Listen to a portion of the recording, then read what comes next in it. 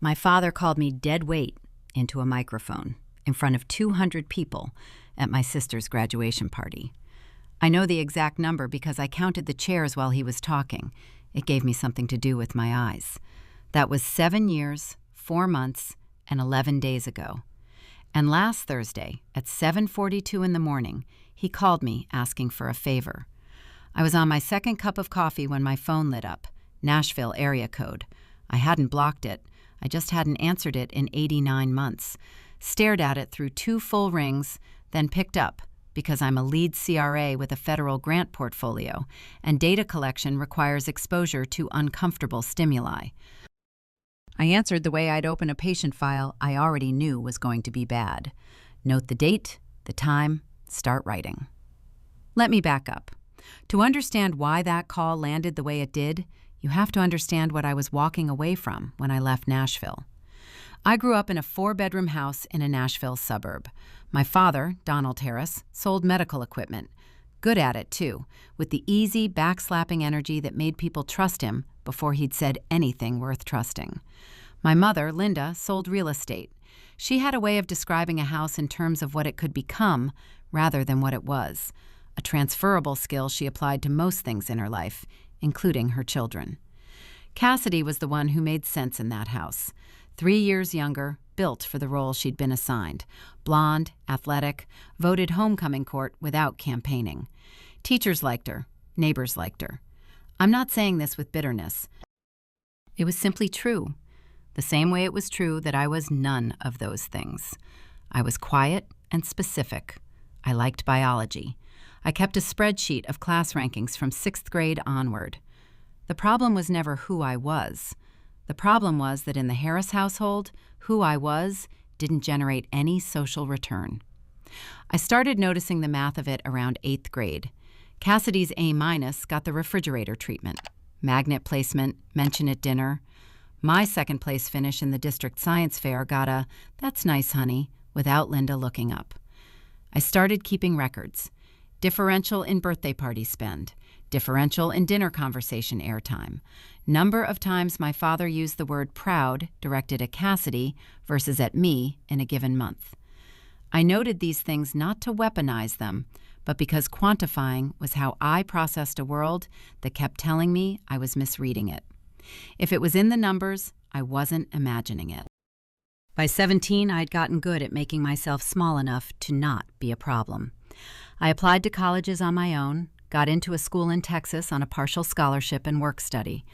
My father said, in a tone he meant as affectionate, "You've always been the self-sufficient one." I wrote that down, too. The summer before Cassidy's graduation, I was 24 and home between contracts. Something was off. She'd always been high energy, filled a room without trying, but that summer she was sharp in a way that wasn't funny anymore. She'd cancel plans without explanation and reappear 2 days later like nothing happened. Lost maybe 15 pounds between March and June and didn't have 15 to lose. Phone face down on every surface. I noticed. I didn't say anything because in the Harris house you didn't say things. You observed, adjusted, and found a way to be less inconvenient. I had been following that rule so long I'd stopped questioning it. A week before the party, my father took Cassidy to the dealership and came back with a white Jeep with a bow on the hood. I watched from the kitchen window as she hugged him for a long time. That same week, I asked my parents, for the second time, whether they could help with my relocation to Phoenix. The deposit was going to wipe my savings. My father said, "Serena, you're the capable one. We know you'll figure it out." My mother was on the phone. I updated my notes. Last entry before the party. The graduation party was a Saturday in early June. White folding chairs, string lights along the back fence, 2 smoked briskets from their church. 200 people in the backyard. The barbecue smell and the tinny feedback squeal of the mic before my father started talking. I can reproduce both with complete fidelity anytime I want to, and sometimes when I don't want to. Enjoying this story? Hit that subscribe button and tell me in the comments where you're tuning in from and what time it is on your side of the world. I read them all. He started with the usual things, how proud they were, how Cassidy lit up every room. Warm, genuine sounding, the voice he used when closing. Then he pivoted. You know, every family has its different personalities. He chuckled. People chuckled back. We have our shining star, and he pointed at Cassidy. And then we've got Serena. He paused. He was genuinely good at pausing. Serena's been, well, she's been the dead weight, honestly. The one who always seemed to drag the rest of us down a little. He laughed. A few people made the sound you make when you see someone trip. But we love her anyway, he said, and moved on. I know what I was doing in the seconds after, looking at the folding chair in front of me, at the chipped paint on the left rear leg, noting that the woman to my right had applied sunscreen unevenly. Not crying, not moving, making myself as still as a data point that didn't need further annotation. My mother was across from me, smiling the smile you use at a work presentation when the slide has a minor error, but it's not your presentation. I did not leave immediately. I finished the food on my plate, folded my napkin, found my cousin Bridget by the drinks and told her it was good to see her. Then I walked through the kitchen, collected my bag from the hall closet, and walked out the front door. $950 in my checking account, $60 in cash, a list of 7 people I could theoretically call. I called none of them. I took the bus to the Greyhound station and left Nashville at 11:15. That was the number I led with, always, the $950, because the number was real, and it was mine, and nobody could take a number away from you. The next 7 years are a different data set. 3 cities, Phoenix, Raleigh, Austin. 2 contracts that ended early, nothing to do with my performance, and everything to do with budget realignments. One stretch in 2017, between positions, where I ate Maruchan ramen, chicken flavor, for 5 days straight, because I was running the math too carefully to justify anything else. Those 5 days went in the column marked cost of departure. I balanced the ledger and moved forward. I got good at the work. Clinical research rewards exactly the traits I'd developed in the Harris household: precision, compartmentalization, the ability to sit with a complex data set without flinching. I worked from CRC to CRA in 2 years, faster than most, and when lead CRA opened at a pharma company in Austin, with 2 federal grants and an oncology pipeline I found genuinely interesting, I applied and got the job. My apartment cost $1,400 a month. Credit score, 780. Savings to cover 9 months of expenses. 3 colleagues I'd call genuine friends. A Saturday running habit. An Ethiopian place 2 blocks away where they knew my order.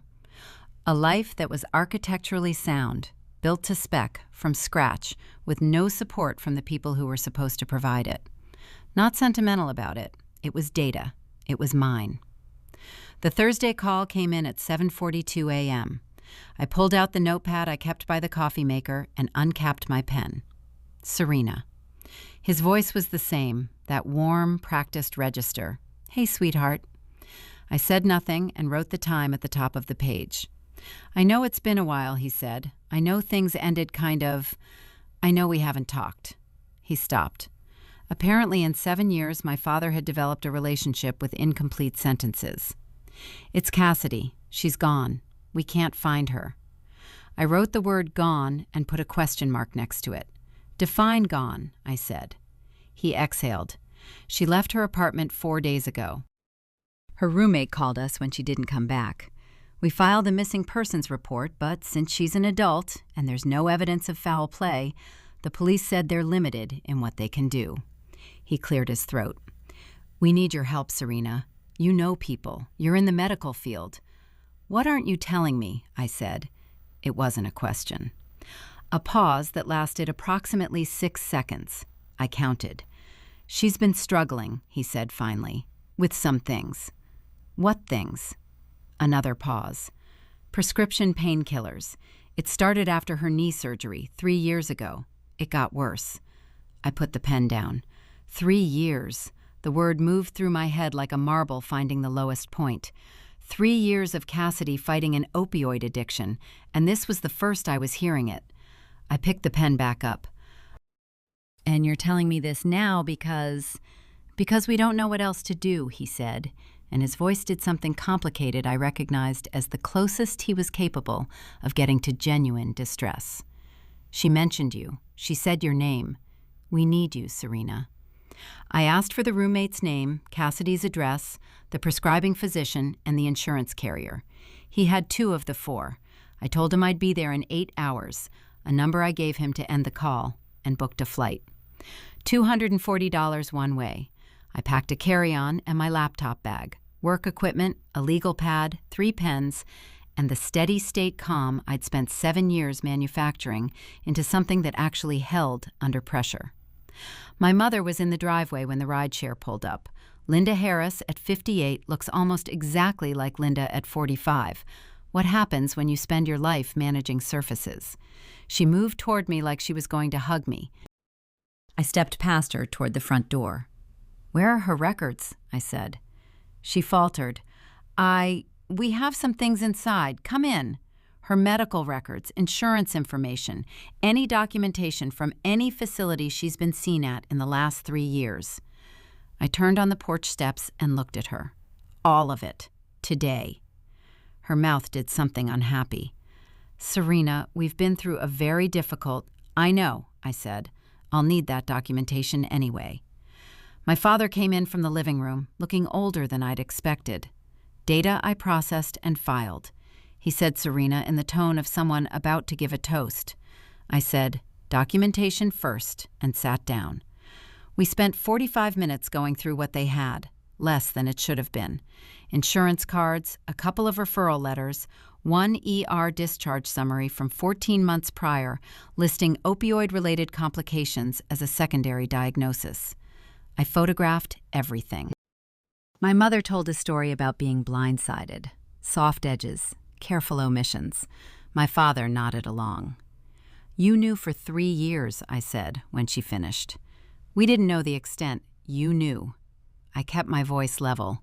I had learned, doing site visits and clinical research, that the most effective way to get accurate information from someone who doesn't want to provide it is to say the correct thing very calmly and then stop talking.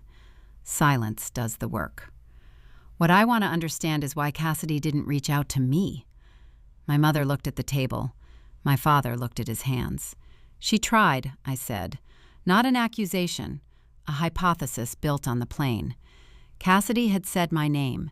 That meant if she hadn't reached out, something had gotten in the way." I looked at my mother. "She tried to contact me." Linda Harris can hold a silence for a long time. She's good at it. She held it now for 9 seconds. Then, she was confused. She wasn't thinking clearly. "I didn't want you involved in something you couldn't handle." I wrote the number 38,000 on the legal pad.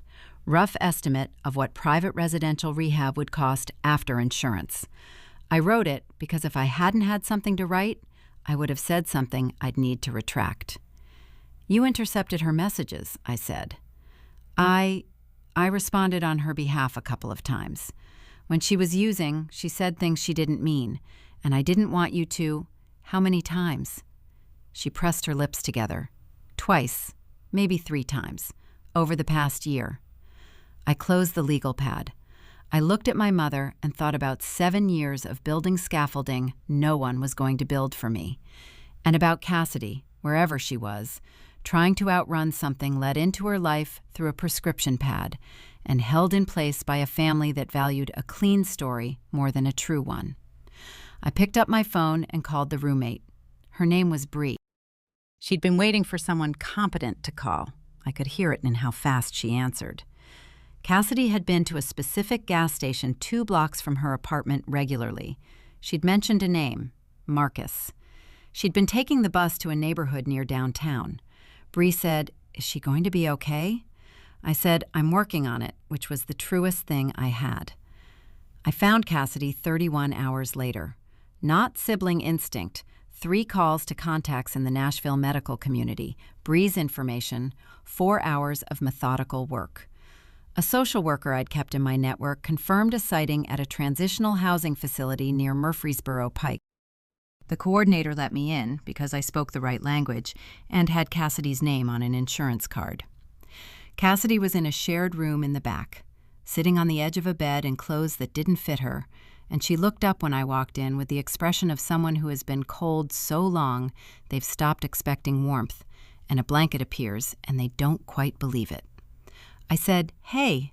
She said, "Serena." Her voice was rough. She'd lost more weight than I'd tracked. She said, "I'm sorry." And I said, "We're not doing that yet." And I sat down across from her and opened my laptop. I had located a residential facility in Colorado, strong completion rate, dual diagnosis program, workable timeline. I'd run her insurance and found the gap, approximately $38,000. I laid this out like a protocol orientation, clear, sequential, no editorializing. Cassidy listened to all of it. Then she said, "Why are you doing this?" I thought about the honest answer for a moment. "Because someone should have done it 3 years ago," I said, "and I'm the only one in a position to do it now." She looked at the floor. "I tried to reach you. I wrote to you, twice." "I know," I said. "Did you get them?" "No," I said. "Mom got them." Cassidy absorbed that. The silence had the texture of something you've been told your whole life, stopping cohering. She said quietly, "She told me you didn't respond, that you'd moved on, that you didn't want anything to do with us." She looked up. Her eyes were the same eyes I'd known my whole life, and completely different. I believed her. I shouldn't have. I thought about the 7 years of silence I had attributed entirely to my own clean exit. About what it means to operate your whole life on a record that's been selectively edited by someone else. I looked at my sister, 28, 3 years into a fight with no one competent in her corner, and I did not let myself fall into the feeling accumulating in my chest.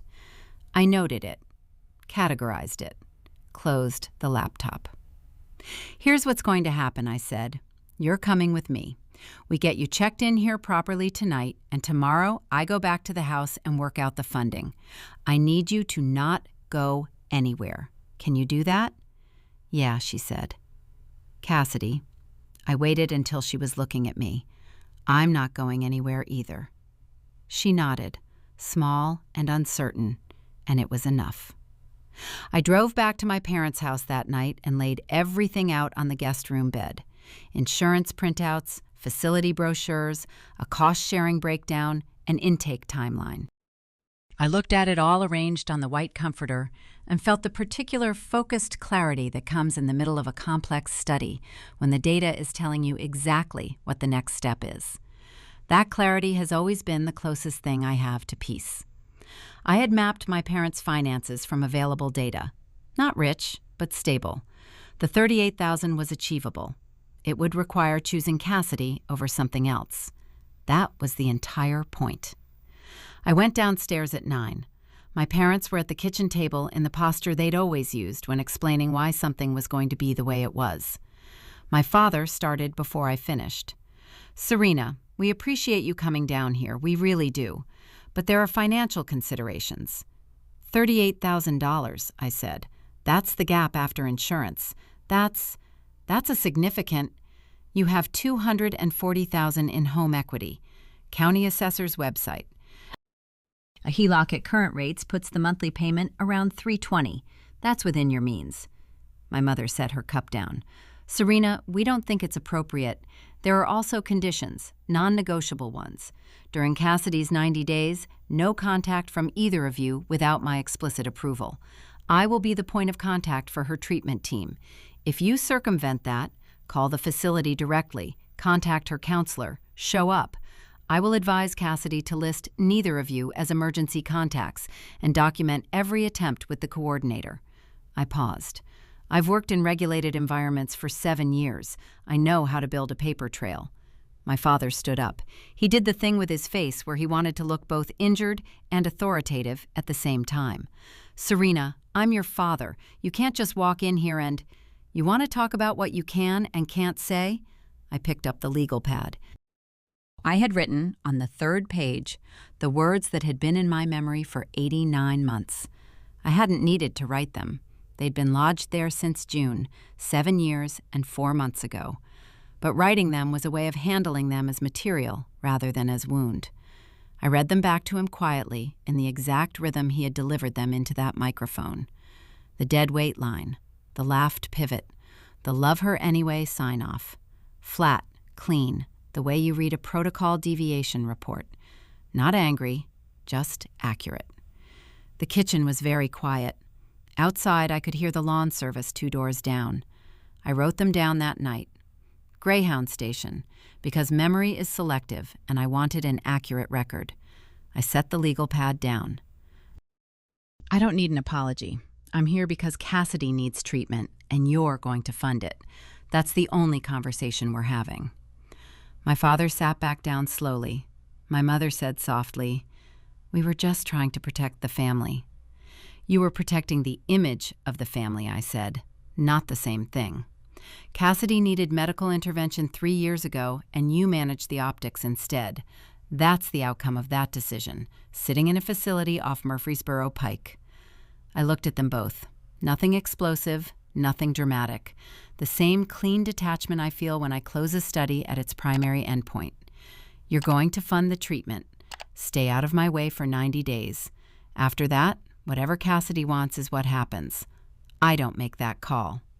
I stood up. "I need your answer today. Intake is tomorrow morning." It took 2 hours.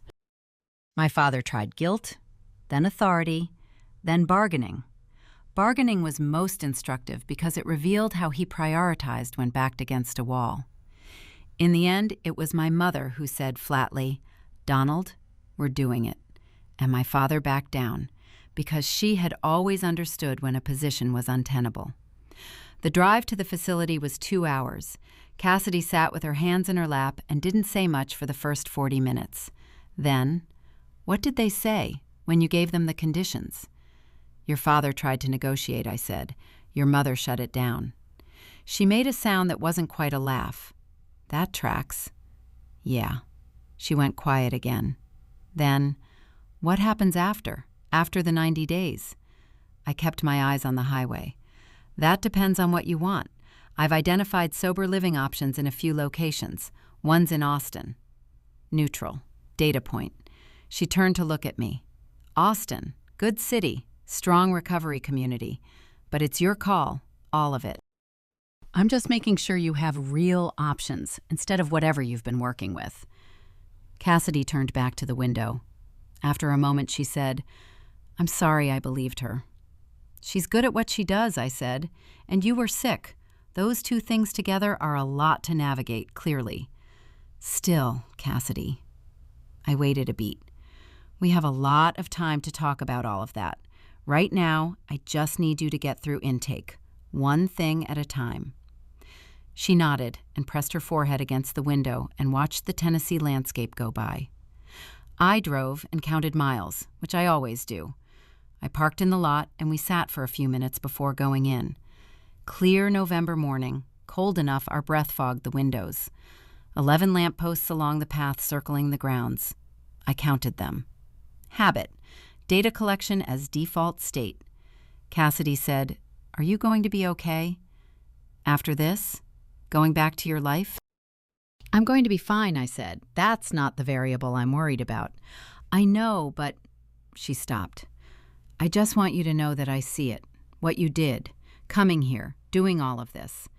She was looking at her hands. "I know you didn't have to." I looked at her.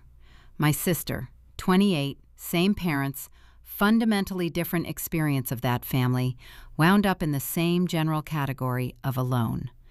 I thought about the 17-year-old version of me who noticed something was wrong that summer and said nothing. The intercepted messages, the edited record. "You're my sister," I said. "That math has always been what it is." Her eyes filled, not performed, the kind that happens when something has been held too long and the container finally gets to put it down. I looked away at a man walking a retriever past the 4th lamppost and let her have the moment without annotation. Then I said, "Okay, let's go in." The paperwork took 3 hours. I reviewed the treatment agreement like a protocol document. asked the clinical coordinator 4 questions she wasn't used to being asked. When it was time for Cassidy to go to her room, she hugged me in the hallway, and I hugged her back and held on for 4 seconds, which for me is a long time.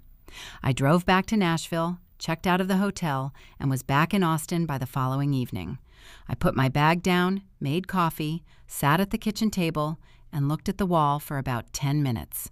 Then I opened my laptop, cleared 47 emails, and started prepping for the rescheduled protocol meeting. That was 14 months ago. Cassidy completed the 90-day program and came back to Tennessee for a month of aftercare. We talked twice a week. She was honest with me in a way she said she'd never been honest with anyone, about the using, about the family from her side, about the specific lies she'd been living, while maintaining just enough surface to keep our parents from having to explain anything to anyone. "I was protecting them," she said once. I said, "I know." She said, "That's so messed up." I said, "Yeah." 8 months after discharge, she moved to Austin. I'd sent her 3 options with full data packages: neighborhoods, cost of living, proximity to recovery resources. She picked the one in my zip code, which I'd included for completeness, and genuinely had not predicted she'd choose. When she signed the lease, I felt something that wasn't quite surprise and wasn't quite relief, but occupied the same general vicinity as both. She got a job as an administrative coordinator at a small outpatient clinic. Not an accident. Healthcare-adjacent work is often stabilizing for people in early recovery. Her supervisor mentioned 3 months in that she was the best hire they'd made in 2 years. Cassidy called me to report this, and her voice carried something I recognized as the sound of someone receiving information about themselves that they hadn't known how to want before. She's been sober 9 months now. We get coffee on Sunday mornings, most weeks. Not every Sunday. She has her program, and I don't interfere with it. We don't do the family ritual version where everything has to mean something. We just get coffee. We talk about her week and my week, sometimes about things from when we were kids, and some of those conversations pull at something not fully healed yet, and we let it do that and then order another round and move on. My parents call on holidays. I don't answer. Not a dramatic decision, not a punishment, not a statement. I pick up the phone, look at the number, run the calculation. What would I get from answering? What would it cost? Does the math work? It doesn't. I set it down and go back to whatever I was doing. I'm not carrying a score. I want to be clear about that, even just to myself.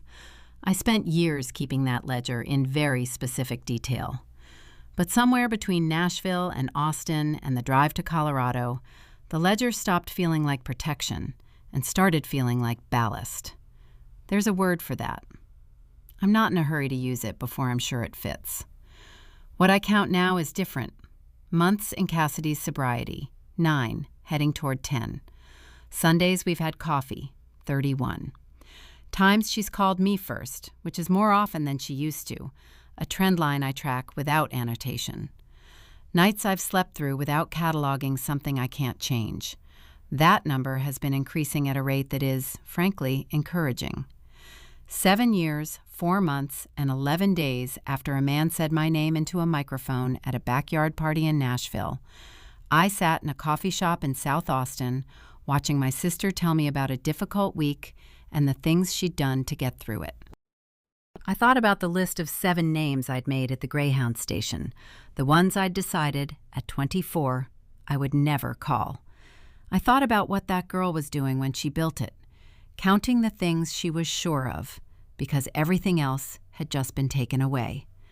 I have better numbers now, numbers I chose, numbers I built, numbers that only move in one direction. The ramen in my pantry is a different brand than the one from 2017. I noticed that when I unpacked groceries last week. I don't know why I track details like that. Probably I always will. Cassidy is sitting across from me right now, reading something on her phone, one hand wrapped around her coffee. She looks like someone who has learned how to be a person again after a long time of not quite managing it. I know what that takes. We have more in common than I knew. We just weren't in the same room long enough to find out. I don't know what my parents are doing right now. I don't track that data. I imagine them in that house in Nashville. The pictures on the wall, the carefully maintained surfaces, the two of them constructing whatever version of the story they've settled on. People are good at that. I was raised by people who were excellent at it. The difference is that I know the actual numbers, and no amount of presentation changes a primary endpoint. Cassidy just looked up and caught me looking at her and said, "What?" And I said, "Nothing." And she rolled her eyes in a way that is, I've been discovering, deeply familiar, and went back to her phone. 31 Sundays, 9 months, one sister present and accounted for. That's the count that matters now.